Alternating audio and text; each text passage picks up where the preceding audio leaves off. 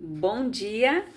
Estou aqui então para o nosso devocional e hoje nós vamos ler 2 Reis, capítulo 2, versículo 9, onde fala Elias elevado ao céu.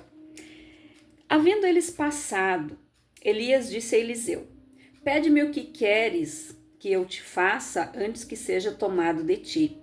Disse Eliseu: Peço-te que me toque por herança a porção dobrada do teu espírito. Tornou-lhe Elias: Dura coisa pediste. Todavia, se me vires quando for tomado de ti, assim se te fará. Porém, se não me vires, não se fará. Indo eles andando e falando, eis que um carro de fogo com cavalos de fogo os separou um do outro. E Elias subiu ao céu num redemoinho. O que vendo Eliseu clamou: meu pai, carros de Israel e seus cavaleiros, e nunca mais o viu. E tomando as suas vestes, rasgou-as em duas partes, então levantou o manto que Elias lhe deixara cair, e voltando-se pôs-se à borda do Jordão. Tomou o manto que Elias lhe deixara cair, feriu as águas e disse: Onde está o Senhor Deus de Elias? Quando feriu ele as águas, elas se dividiram para um e para outro lado, e Eliseu passou. Olha o que aconteceu aqui. Eliseu, ele foi chamado para ser o sucessor de Elias. Aqui ele era o ajudante, o auxiliar, o aprendiz, né? Ele andava junto com Elias, ele viu os milagres que Deus operou através do ministério do profeta Elias, e ele sabia que Deus iria recolher Elias. E ele disse: o que você quer? Ele disse: se você me vê, ele pediu porção dobrada. Se você ler aqui na Bíblia, todos os milagres que Elias fez e os milagres que Eliseu fez, ele fez tudo em dobro. Ele foi o profeta que mais realizou milagres que é relatados aqui na Bíblia. Então, por que isso? Ele teve o exemplo de Elias, que foi um homem de Deus, e quando ele foi chamado, Eliseu, ele estava lavrando a terra, ele matou os bois, queimou a canga, né, como se diz, ou as carroças ali, dependendo da sua tradução. Ele assou a carne dos bois, como diz aqui no sul, fez um churrasco e distribuiu para o povo. Por quê? Para mostrar que ele não voltaria atrás, que no momento que ele tirou a mão, deixou de ser um lavrador, ele passou a fazer a vontade de Deus. Ele foi um escolhido, um profeta, e ele foi muito usado por Deus.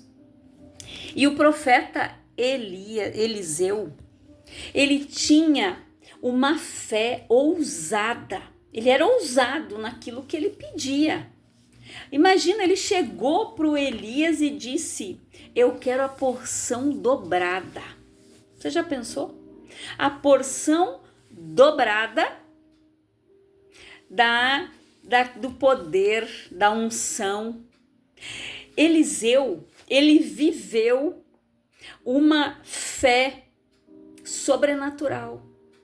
Os milagres que Deus realizou através do ministério desse homem, gente. Ele foi ousado. Ele não temeu. Ele foi um grande exemplo de uma fé extraordinária.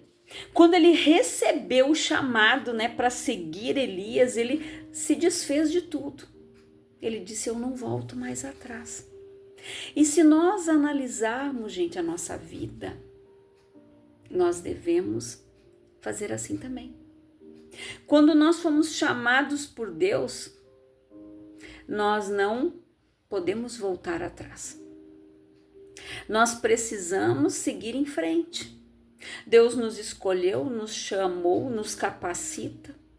Ele continua nos qualificando para fazer a sua vontade, para viver o propósito dele. Eliseu, ele viveu o propósito que Deus tinha para a vida dele. Ele foi um profeta. Ele poderia muito bem ter somente sucedido Elias, normalmente, mas não. Ele foi ousado, ele disse: eu quero a porção dobrada do teu poder, da tua unção profética. E ele foi usado grandiosamente. Se você vê relatos na Bíblia, fala que onde, né, estavam sepultados ali os ossos do profeta, um homem caiu na cova e aquele homem foi ressuscitado. Um homem morto caiu na cova e ressuscitou. Tamanho era o poder daquele homem. Tamanho era, gente, o poder, né? O poder deste homem. E Eliseu, ele teve uma fé muito ousada. Ele viu Elias, né? Todos têm o hábito de dizer que Elias subiu ao céu numa carruagem de fogo, e não foi. Ele subiu num redemoinho. A palavra diz aqui que vieram cavalos, né? E carruagens de fogo, aqui, que separou os dois, ó, um carro de fogo com cavalos de fogo, os separou um do outro. E Elias subiu ao céu num redemoinho. Então, para você ver, né, que geralmente as pessoas dizem que Elias subiu aos céus num carro de fogo, numa carruagem de fogo. E foi num redemoinho. O carro só separou os dois. E ele viu. E você prestou atenção aqui que quando ele levantou o manto de Elias, ele ia passar ali, né, o outro lado. Ele foi ali no rio. E o que ele fez no Jordão? Ele colocou o manto. A água se abriu e ele passou. Olha a ousadia dele. A primeira coisa que ele fez, ele foi ali e abriu para ele passar. Então a gente vê que, se você ler aqui no versículo 19, ele tornou saudável águas de Jericó, um lugar aonde a água ela era imprópria para consumo, animais não viviam nela, mas ele disse: trazei-me, aqui no versículo 20, trazei-me um prato novo e ponde nele sal. E lhe trouxeram. Então saiu ele ao manancial das águas e deitou sal nele.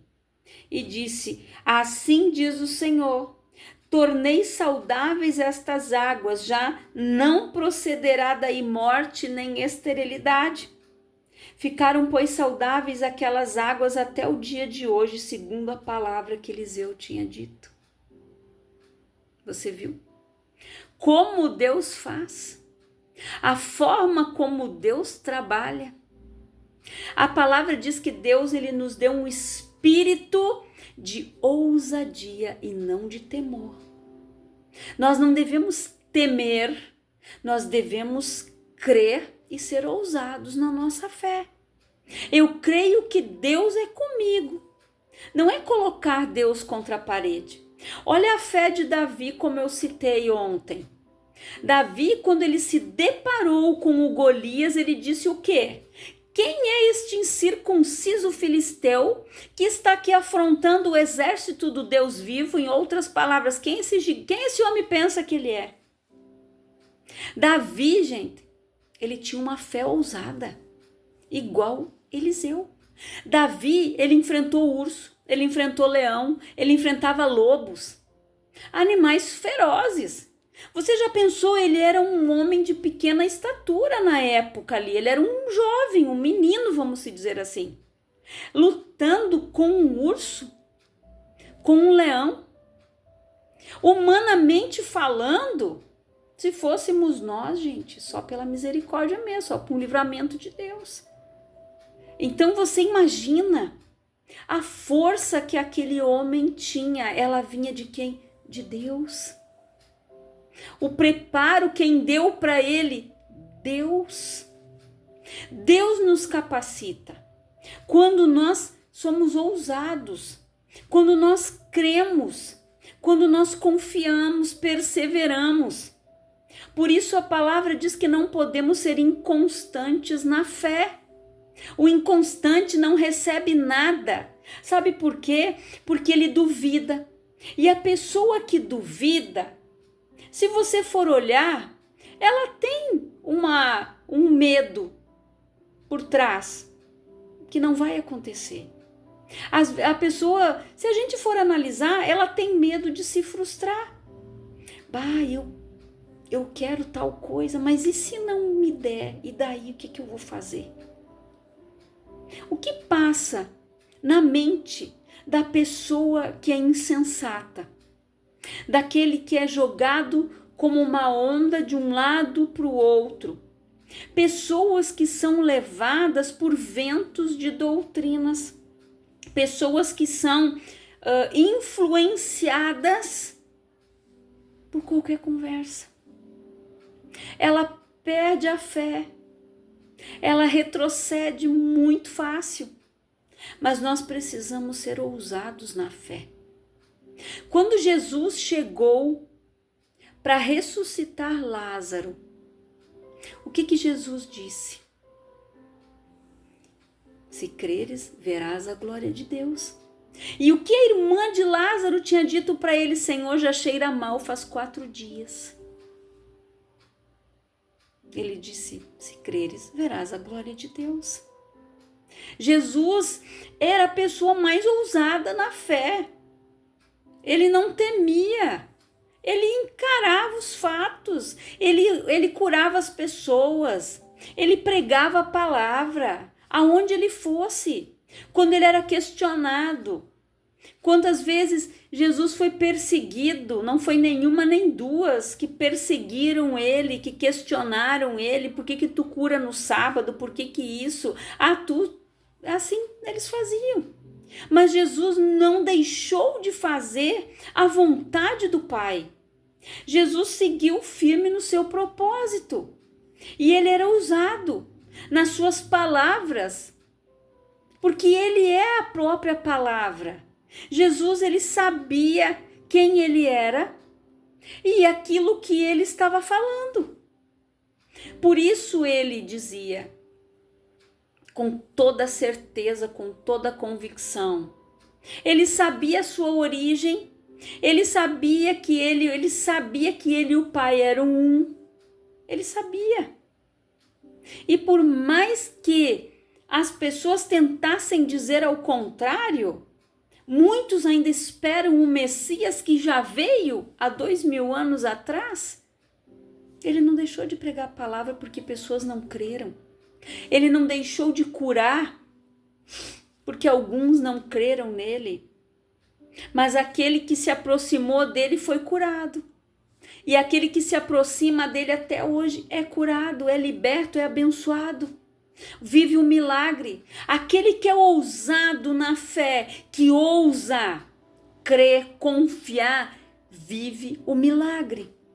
Aquele que duvida, aquela pessoa que não crê, aquele que fica em cima do muro, não vai receber. E não adianta questionar. E não adianta, Deus esqueceu de mim. Deus, não. Nós precisamos crer. Jesus disse, se tiverdes fé do tamanho de um grão de mostarda, que é bem pequenininho, você pode dizer para esse monte, sai daqui, lança-te no mar, ele vai. Olha o exemplo que Jesus deu. Não precisa ser aquela fé enorme. Não, Jesus disse, do tamanho de um grão de mostarda. Cada um tem a fé da porção que busca, que confia. Cada pessoa conforme ela vai vivenciando o milagre na sua vida, ela vai buscando, ela vai sendo liberta, ela vai sendo abençoada, a fé vai sendo gerada cada dia mais. E conhecereis a verdade, e a verdade vos libertará, gente. É a verdade que liberta, é a palavra que liberta. É a palavra que nos limpa, é a palavra que nos purifica, é a palavra de Deus que nos dá essa fé, porque o que é a fé? É o firme fundamento das coisas que nós não vemos, mas que eu sei que existe e eu sei que eu vou receber. É que igual ao mundo espiritual, nós não podemos ver, mas nós sabemos que ele existe. A gente sabe que ele existe. Então, assim é a nossa fé. A gente tem que ter a certeza que se eu me aproximar de Deus, eu vou receber a minha recompensa. Eu vou receber o meu milagre, a minha cura. Eu vou receber a provisão. Eu vou receber a resposta, a direção que eu estou buscando. Mas eu preciso confiar. Eu preciso ser ousado. A palavra diz que o verdadeiro amor lança fora todo o medo. O medo paralisa as pessoas. O medo impede a pessoa de crer, impede a pessoa de dar passos. Ele paralisa. Ele deixa a pessoa travada. Ela volta e pensa, pá, e se não der certo de novo? O que eu vou fazer? Ela fica parada. A dúvida gera e o milagre não acontece. Então nós precisamos crer, confiar. Você já viu a fé de Abraão? Quando Deus disse para ele, pega o teu filho, pega o Isaac, leva lá e sacrifica. Ele foi. Sabe por quê? Porque ele sabia que o Deus que deu o filho para ele, que ele tanto esperava, era capaz de ressuscitar ele de novo, de tornar ele a vida de novo. Tanto que quando Abraão subiu com Isaac, eles prepararam tudo ali para o sacrifício. E ele disse, pai, e o cordeiro? Ele disse, filho, Deus proverá para si o cordeiro. Mas ele amolou o filho, né? E colocou ele ali para ser sacrificado. No momento em que ele pegou o cutelo, o anjo desceu e disse, não toques no jovem, no menino. Deus, ele só estava vendo o que havia no coração do Abraão. Se realmente o Abraão confiava, tinha fé, e se realmente Abraão priorizava a Deus. Porque Deus, ele conhece o nosso coração. E ele sabia que o maior sonho da vida do Abraão era aquele filho. Mas o Abraão poderia ter dito, não, eu não vou sacrificar meu filho, capaz, não. Ele foi. Em todo momento Abraão creu. Quando Deus disse para ele, sai da terra da tua parentela e vai para onde eu te disser. Gente, ele saiu sem direção. Pro desconhecido. Ele não sabia para que lado Deus ia dizer para ele, vai para lá, vai para cá, tu vai encontrar. Não, ele creu e foi. Isso é ser ousado na fé, é crer sem duvidar. Ele foi. Quando ele disse para o Ló tinha ido junto. Não era para ele ter ido. O Ló foi. Quando os dois se separaram, que havia um pouco pasto, era muito gado, muita gente, os pastores começaram a brigar para cuidar dos rebanhos. Ele disse, Ló, vamos ter que nos separar. Escolhe para onde você quer ir. O Ló olhou para as campinas de Sodoma e Gomorra, né? Aparentemente era um lugar muito bom, vou para lá. Olha o que Abraão disse, escolha você primeiro. Se você disser que vai para o norte, eu vou para o sul, eu vou para lá. Ele podia ter dito, não, eu vou ficar aqui e você segue. Não. Ele foi seguindo a direção de Deus. Porque Deus tinha dito para ele que ele ia dar tudo aquilo, todo aquele território para ele. Então não importa o lado que ele ia ser dele. Ele tinha uma promessa. Aquele homem creu, gente. Olha a idade que ele tinha quando ele foi pai. A idade que a Sara tinha. Humanamente falando, ela não podia ter filho mais. Ela não tinha mais óvulos. Ela não fecundava mais. Milagre. Deus havia prometido. Deus, ele age no impossível. Quando você crê. Fé ousada. Como Abraão, como Davi, como Eliseu. Como está a tua fé? De que maneira você tem crido? Fica uma pergunta para você. Como eu tenho crido? Como eu estou crendo? Você está vivendo o milagre? Ou você está duvidando? A sua fé é ousada? Ou você é aquele que duvida e teme? Então creia. A palavra diz que até os demônios creem e estremecem diante do poder de Deus, porque eles sabem quem é Deus, os demônios sabem quem é Jesus. Está escrito aqui. Então, se até os demônios temem, então é para você ver o tamanho do poder de Deus. Então, por que você duvida? Você tem que crer. Você tem que crer e tomar posse das promessas que Deus tem para a tua vida. Então, pare de ficar estagnado ali, paralisado no meio do caminho por causa do medo. Seja ousado, creia, confesse, declare a palavra. Olhe para a circunstância na tua frente e diga, o meu Deus é maior do que você. Eu já venci. Você, não é nada. Você está, extinto. Aqui, Satanás, você não tem mais vez, não. Teu reinado aqui terminou. É isso que você tem que fazer. Ser ousado é se posicionar espiritualmente.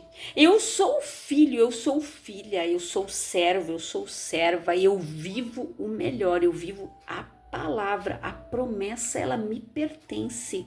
Aqui, demônio, tu não age mais, não. É isso que Deus espera que você faça. Que você se posicione espiritualmente. Para que você viva o sobrenatural, como Eliseu viveu, como Abraão viveu, como Davi viveu, como muitas pessoas hoje vivem. O natural, gente, nós vivemos. Você tem que querer o sobrenatural, viver o extraordinário de Deus. Pare de se limitar. O nosso Deus é imenso. Não tem nem como falar aqui da imensidão do poder de Deus, gente. É infinito. Você sabe o que é isso? Então, pare de viver na escassez. Pare de viver na miséria espiritual e passe a viver o melhor que Deus tem para a tua vida. Tome posse da tua bênção, daquilo que Jesus já conquistou lá na cruz. Reivindique aquilo que é teu. Tome posse da terra prometida como Josué e Caleb. Entra na terra, não tenha visão limitada que nem os outros que não entraram. Olhe a terra que está ao teu redor e conquiste ela. Então reflita, vai ficar a pergunta para você. Como está a tua fé? Se você quiser escrever ali nos comentários, ali pode escrever que eu leio, respondo. Como está a tua fé? Eu quero orar por você. Pai, em nome de Jesus, Eu oro por todas estas pessoas que estão ouvindo esta palavra. Que a tua bênção, Pai, alcance cada uma delas. Que elas aprendam a ser ousadas na fé. Que elas tomem posse de tudo aquilo que lhes pertence. Que parem de agir como o filho pródigo, que era aquele que estava em casa, que ficou ali reclamando quando o irmão voltou. E o pai disse: filho, tudo que eu tenho é teu. Então, tome posse daquilo que te pertence. Tome posse daquilo que Jesus já conquistou na cruz e viva a vida em abundância que Ele nos deu. Pai, que estas pessoas tenham a sua visão espiritual aberta, os seus ouvidos espirituais abertos, que as escamas dos olhos caiam, Pai. Que elas possam ver o milagre acontecer nas suas vidas e não somente na vida dos outros, e que elas passem a viver o extraordinário, o sobrenatural, em nome de Jesus. Que Deus abençoe a tua vida.